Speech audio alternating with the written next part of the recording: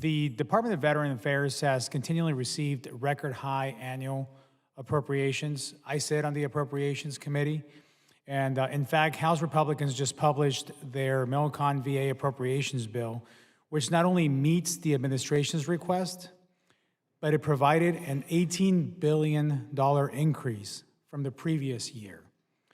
Let me repeat that. It includes an $18 billion increase from fiscal year 2023 numbers, which shows Republicans' commitment to veterans, in spite of the misleading and irresponsible statements from Secretary McDonough, which impacted our veterans more than anyone. So I think we can all agree that our veterans deserve access to all the resources and benefits that they have earned. Now, in my community of Tucson, we are home to the Tucson VA Medical Center, and I consistently hear from my constituents about the high-quality care they received, and I'm all for maintaining our medical centers well-funded. Now, in light of the continual high levels of regular appropriations, could you please explain to me why the VA needs to spend the remaining supplemental funding set aside for COVID-19 related purposes when the COVID-19 public health emergency is now over, especially non-recurring maintenance projects that you're not able to execute by the end of the year? I can, because it was never set aside for COVID. ARP was general purpose funds. We explained that with the budget for 23. It was part of the total funding package to provide care to veterans. You might as well just take the base funding. I mean, there's no difference. It's the same funding for this year.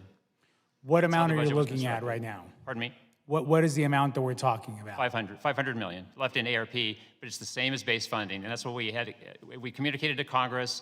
They appropriated the funds, knowing that we had that money, that we were going to use that money for veterans this year. There was no difference between the two. It's not set aside for COVID.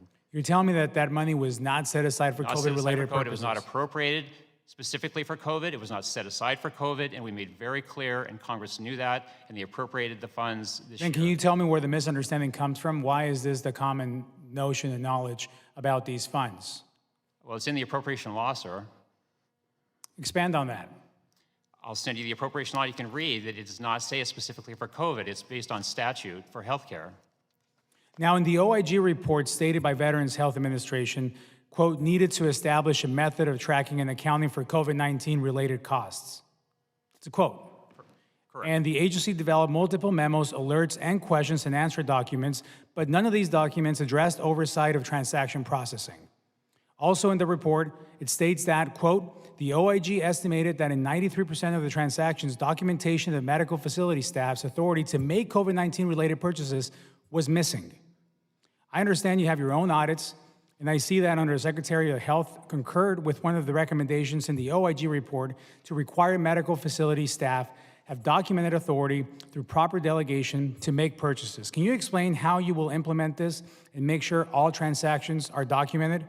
And can we expect these recommendations to be implemented with the remaining American Rescue Plan funds? Yeah, I think I'm going to refer to Ms. Duke. I think 8 of those recommendations were for VHA and for their implementation at the field. Yes, and so what I would say is we are in the process of creating clarified guidance, not just for the ARP, but for all of our journal voucher transactions to ensure that the field is well aware of the expectations of clarifying the purpose. And then we are in conjunction with our Office of Integrity and Compliance working on the oversight procedures that they will utilize to go out and ensure that those procedures are being followed throughout our enterprise. Thank you for that. Mr. Chair, I yield back.